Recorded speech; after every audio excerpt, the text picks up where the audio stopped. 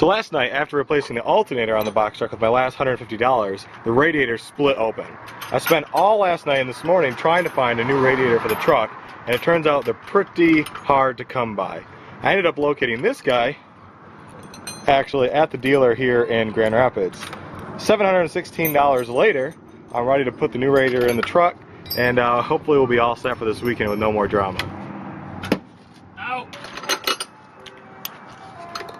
That was pretty good so far. We broke every bolt and every hose clamp. Well, no, one of them came off alright. Sweet. How you doing, Goodster? Okay. This thing doesn't want to come out though. Probably like everything else. I'm covered in coolant, and so are these pliers.